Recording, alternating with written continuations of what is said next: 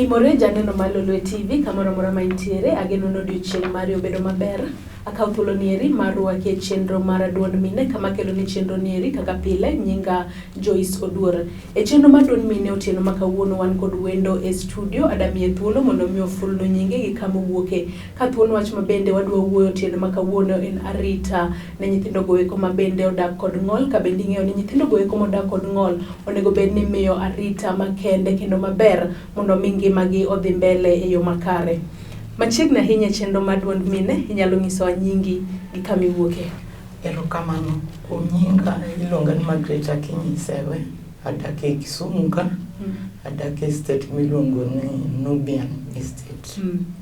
Machiegni ahinya e chenro mar duond mine. Erokamano. Margaret, kaka iseng'isa toke kanyo ni in mama noero manigi nyathi modak kod ng'ol, gi dho ngere wacho ni in caregiver ne nyathino manigi ng'ol. Inyalo nyisowa ni nyathini ni manigi ng'ol en gi ng'ol machalo nade?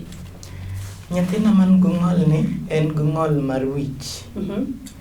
En gi ng'ol mar wich to ng'ol ni aparo no chakre ka neni school class 8 and 7 kanye mane I realize nikech ne wiye bare kabisa to naterega in hospital.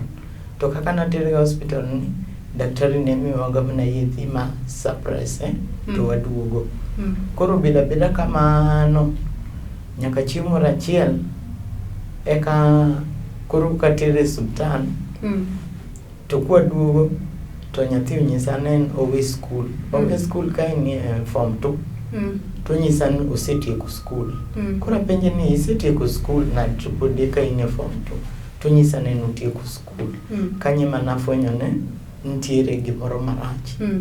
To kanye mana kawe atua madhi neno daktari. To seche mane ifwenyo ni nyathini nigi ng'ol mar obuongo, in kaka janyuol maybe nyalo nyisowa ni en nyathini mar adi, to ere kaka nikawe, to ere kaka maybe jaodi nokawe kata gi jogo mantiere alworau kaka anyuola nokawo wach machalo kamano e yo machalo nade? In fact an awuon kaka miyo ne mokwongo nokakawe marach ahinya nikech naparapara ne en gima kako seng'e ne nang'ono ibro thiedhi. To at the same time noyudo ka wuon gi nitie to it happened ni wuon gi otho immediately ke kochako tuore ma be nokong'eyo nang'o mane timo nyathi.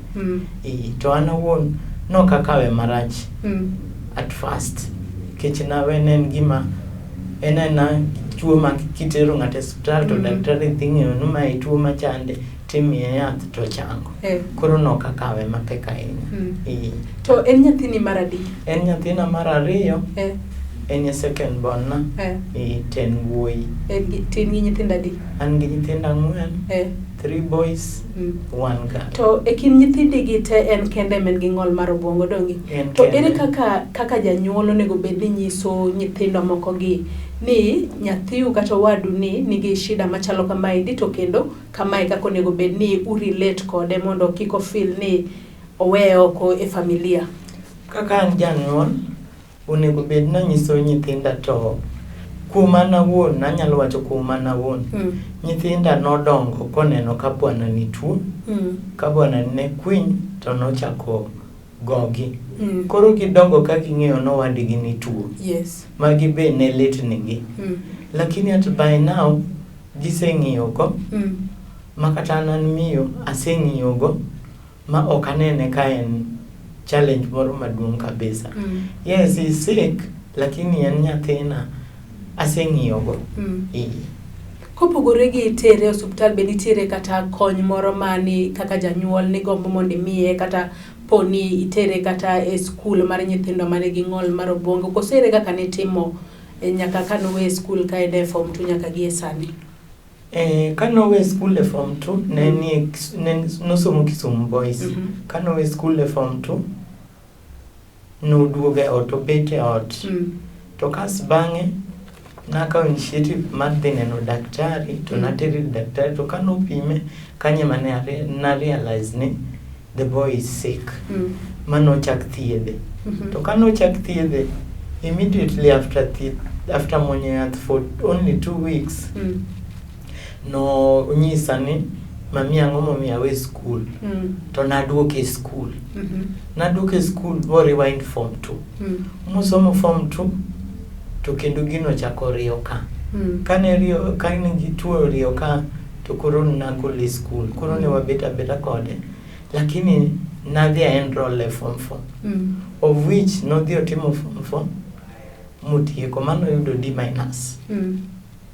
Koro kamane kaka nosebedo. To nigiso jowetege kata nyiminege ni ere kako onego bed ni gi handle nikech wacho ni ne obedo ga violence seche moko. Ere kaka ne gi handle mondo mi kata gibedo violent nikech inya yudo ni kaka dhano wach ni kaka an Joyce ng'ato kopada okanyal seche moko okanyal hold back ambe aneno ni ambe wagoye. Ere kaka dingiso nyithindo gi mondo mi kata en violent to ging'ang'a ni ogoya nikech oken maber. In fact, negi realized ni the brother is sick. Kakoro no bedo violent kabisa to negi ringo. Negi wene kore. Yes. To nochopo atwa maka okwiny kabisa to ni nyaka teri hospital. Namanyo kata in fact I used to call police nikech nokwiny kabisa. Tatere hospital. Koro negi realize no wadgi tuo. Koro negi wene ga kore. Kokwiny kabisa onge ng'ama biro donjo. Lakini with time, noduogo stabilize, mobedo maber, mawanyalo bet kode ot, oko kwiny. Tinde. Nikech iwacho ni gini en ng'ol mar obwongo ni en gima noyudo nyathini ewi dongo, ok ni nyuole godo. Osuptal nong'isi ni ang'o makele kose nitiere gino matriga to be nitie kaka inyalo thiedhe borum kose en gima omuonya yath mondo o contain maber. Kane daktari osenene daktari mar wich, daktari nonyisa ni en tuo miluongo ni schizophrenia, to nonyisa ni ok en tuo marumo. En tuo mimuonya yath, nyaka chieng' moro bang'e, to ok en tuo marumo. En yath mimuonya maduoke chien, to bro dak go muonyo yath. Koro chakre ka nyaka gi sechegi omuonya yath every day en yath momuonya riyo. Every month nti sindan michuowe. Okang'eyo ka nitiere anyuola ma wadake nitiere kaka ji opogore yudo ni jomoko ka ng'ato nigi nyathi ma nigi ng'ol moro amora to ji ok dwa bedo associated kode kata ok dwa bedo machiegni kode wacho ni en ni maybe en gi shida moro. Akia ka ni kale stigma machalo kamano to in kaka janyuol ka achiel gi nyithindi. Ere kaka no overcome stigma machalo kamano kapone ne nitiere moro amora. In fact stigma machalo kamano kale estate kama dakieni nikech nochopo kowuok ok en mentally moro minyalo wacho no tuo nyama ng'ato kokonyisi no tuo to kinyal ng'eyo. Lakini nochopo kama koro nitie nyithindo manyalo luonge manyalo kone ni in wi rach, jomoko nyalo nyise ni wuondri ga ni wi rach ok wi rach nikech ok ong'ol mokia gimotimo. Ong'ol ong'e gik motimo. Kikwere mato bro timo. Kata sani kaka nawuok awe koninde en wuoyi maduong' kochiew, obro luokre, obro manyo chai kuma nitie flask, obro bet piny, obro metho, kotieko obro wuok oko dhi bet. Nitie time manolal for almost 3 weeks. Mane manochanda kabisa kaka janyuol. Kech no kanyal nindo kian nyathini udhi kure, kian onege, ikia kata kuma intie for 3 good weeks nolal. Mane wamanye machieng' moro mama moro mwalemogo ema nonene Nakuru. Koya Kisumu kochopo nyaka Nakuru. Osechopo Nakuru en Nakuru monene. Otamaga nikech kapenjga ni Kevo ni chopo Nakuru nade. To nyisa nilipanda gari. Koro kaka nopando gari no akia. To nochopo Nakuru. Ma in fact ne wadhi mwayude kama ni mama nonyisa nonene. Ne wadhi mwayude kubet kanyo. Koneno to no chung kendo no mor ndima chi no biro. Mama moro mam Kikuyu manoste. Koro kana penjo mama ni mama, wuoyi ni nochopo kana to nsan wuoyi ni nigi 3 days kai. To ken wuoyi makwinyo ng'ato mama no nyisa to mama no penja nyisa ni ohero soda kabisa gi chips tanyise en mano to ohero. Taparo ni kano chopo kanyo to yudo kama mama no bor wake kanyo makoro no feel no bedi nkech. Aparo ne confused. Yes. To kano wachopo kano neno wato no mor mabe ji penje ipenje ni nani, my mother. Na ni nani, my brother. Na mwingine ni nani, my sister's mother's son. To ne waduogo kode. Koro from there nanyise ni kikucha kuwuogi.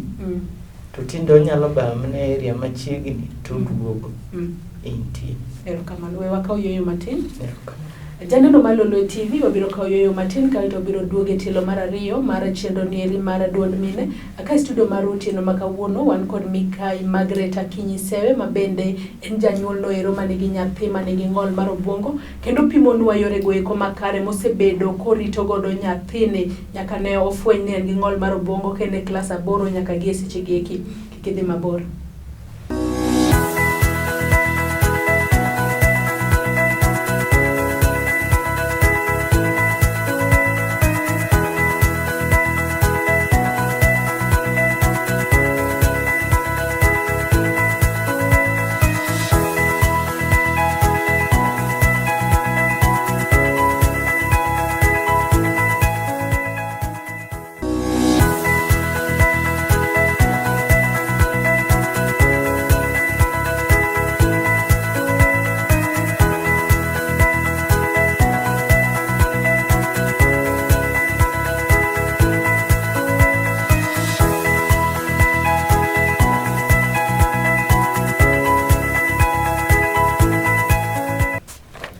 Machiegni kendo e tielo mar ariyo mar chenro nieri mar duond mine kama kelo ni chenro ni nyinga Joyce Oduor.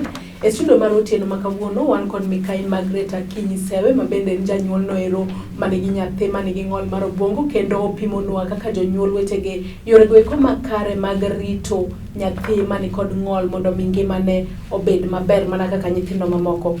Ka wadhi mbele go twak machalo kama indi Margaret nyalo nyiso ni in kaka janyuol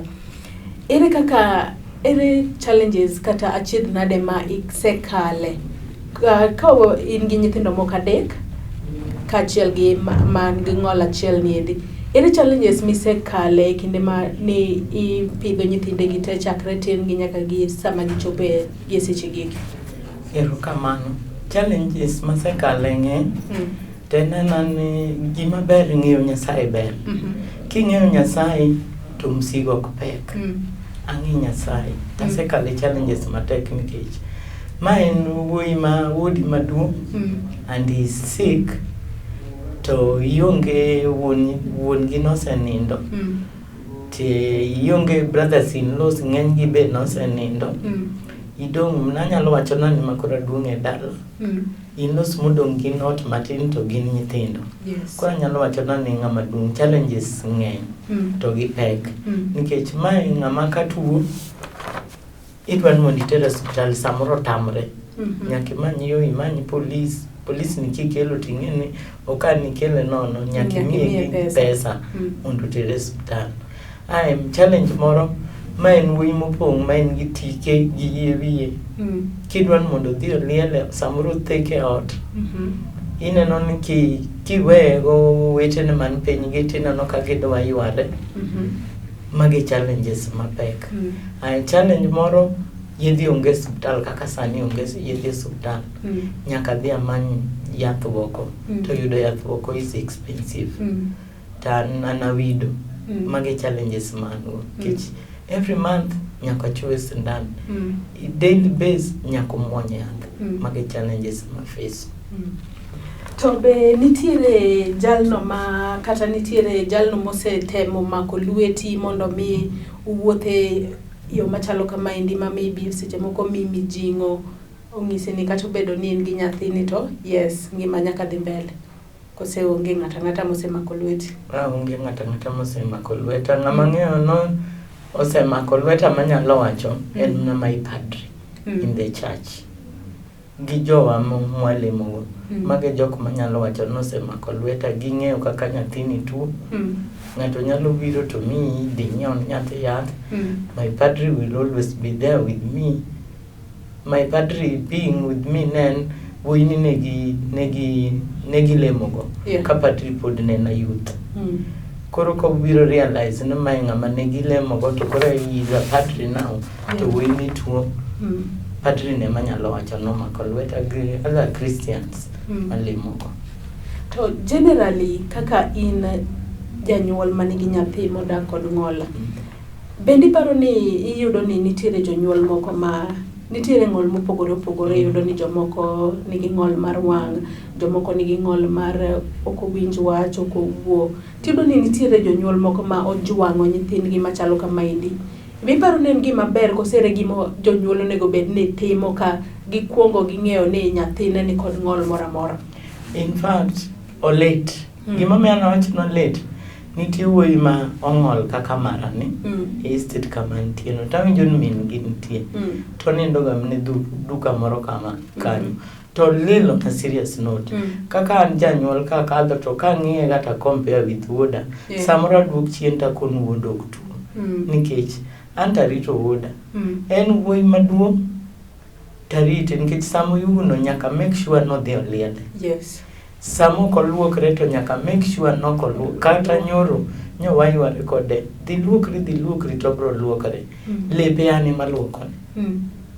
Apart from lepe ma iyego to ma oko tane maluokone. He is very clean mabe okinyal ng'e notuo. Ibro ng'e mna notuo ka ng'ato nyisi ni wuoyi ni tuo. Or sama maybe odok chien ekinyalo ng'e notuo. To otherwise okinyal ng'e notuo. Koro an akwayo mine man gi nyithindo machal kamano. Giwek jwang'o nyithigi. Nyathi en nyathi. Kech sama ne nyuoleno noking'e nodhi bedo matuo.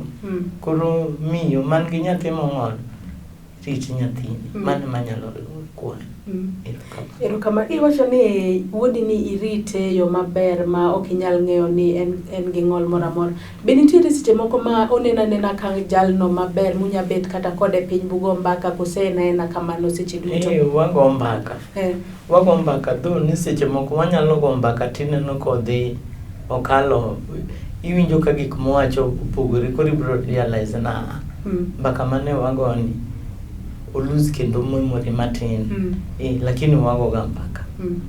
Erokamano. Maybe nyalo nyiso ni yor yuto ni chalo nade, to maybe ka inyalo gombo ng'ata mondo okonyi kata kony moro amora minyalo gombo.